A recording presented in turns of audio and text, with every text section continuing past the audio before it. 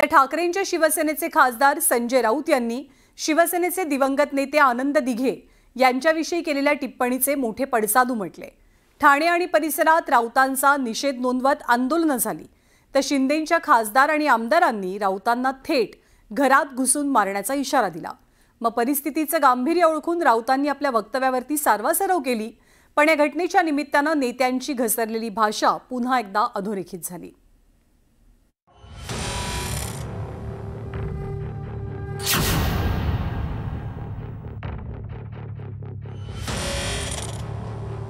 बाळासाहेब ठाकरेंच्या बाजूला तुम्ही शिवसेनेच्या जिल्हा प्रमुखांचा फोटो लावता।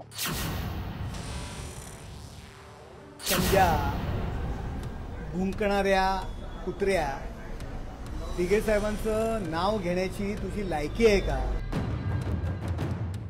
संजय राऊतांना माझा विचार आहे की मग बाळासाहेबांच्या फोटो सोबत उद्धव ठाकरेचा फोटो का लावला जातो?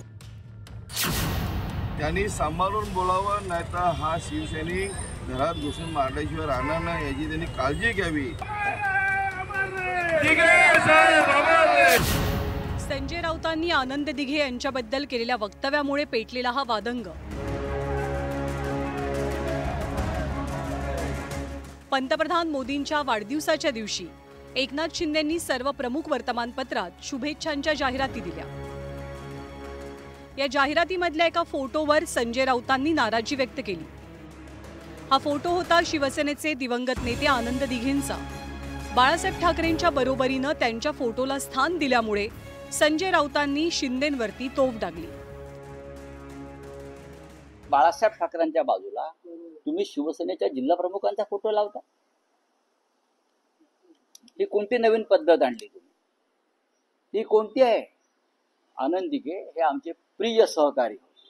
ते शिवसेनेचे नेतेही नव्हते, ते उपनेते नव्हते, ते ठाण्याचे जिल्हा प्रमुख होते। तुम्ही हिंदुहृदय सम्राट बाळासाहेब ठाकरे यांच्या बरोबरीनं का तुम्हाला बाळासाहेब ठाकरेंचा ब्रँड ह्या लोकांना खतम करायचा आहे का? अशा पद्धतीनं बाळासाहेब ठाकरेंचा ब्रँड अशा प्रकारे खतम होणार। संजय राऊतांनी आनंद दिघेंबद्दल केलेल्या वक्तव्यावरनं शिंदेंची सेना संतप्त झाली आणि राऊतांचं हे विधान खोडून काढताना शिंदेंच्या खासदारांनी राऊतांवर शेलक्या शब्दात टीका केली आहे। समजा भुंकणाऱ्या कुत्र्या दिघे साहेबांचं नाव घेण्याची तुझी लायकी आहे का? तुझी योग्यता काय? तोंड सांभाळून बोल। पुन्हा एकदा तुला मी इशारा देतोय, नाही तर तुझी योग्यता, तुझी पात्रता आम्हाला दाखवावी लागेल। ज्या नालायक संजय राऊतांनी बाळासाहेबांच्या सोबत यांचा फोटो का अशा प्रकारचं जे वक्तव्य केलं, तर त्या संजय राऊतांना माझा विचार आहे की मग बाळासाहेबांच्या फोटो सोबत उद्धव ठाकरेचा फोटो का लावला जातो? आणि त्यातल्या त्यात आदित्य ठाकरे की ज्याचं शिवसेनेसाठी कवडीचं सुद्धा योगदान नाही, अशा आदित्यचा सुद्धा फोटो बाळासाहेबांसोबत लावला जातो। तर मग उद्या ते संजय राऊत हे फोटो हटवणार आहेत का? आनंद दिघे हे उपमुख्यमंत्री एकनाथ शिंदेंचे राजकीय गुरु, त्यामुळे आनंद दिघेंबद्दलच्या वक्तव्यानंतर शिंदेंचे सैनिक पेटून उठले। कल्याण ग्रामीणचे आमदार राजेश मोरे यांनी तर संजय राऊतांना थेट धमकीच दिली। सर्वांना, संपूर्ण महाराष्ट्रातल्या तर संपूर्ण देशातल्या तमाम नागरिकांना माहिती आहे की हा संजय राऊत सकाळचा भोंगा जो जे काम करतोय, शरद पवार साहेबांची घेतलेली सुपारी आणि आता राहुल गांधी साहेबांची घेतलेली सुपारी, की कसा हा उबाडा पक्ष संपेल याच्याकडे जातीने लक्ष लावण्यासाठी, त्याचा पक्ष संपवण्यासाठी या संजय राऊत साहेबांनी घेतलेली सुपारी। आणि आज तो आमच्या आदरणीय जे देवासमान असतात धर्मवीर असलेल्या नेत्यांबरोबर असं जे त्यांनी वक्तव्य केले हे अतिशय चुकीचं आहे। आम्ही त्याचा संपूर्ण निषेध करतो आणि म्हणून निषेध करतो। त्यांनी सांभाळून बोलावं, नाहीतर हा शिवसैनिक घरात घुसून मारल्याशिवाय राहणार नाही याची त्यांनी काळजी घ्यावी। स्वर्गीय दिघे साहेब यांचा कोणीही अपमान केलेला नाही, फक्त तुमचा आरसा तुम्हाला दाखवलाय। आता त्याची जर तुम्हाला लागली असेल तर तो आमचा नाईलाज आहे, पण अशा पद्धतीने करणार असाल या दोन पायावर जाताना बघा।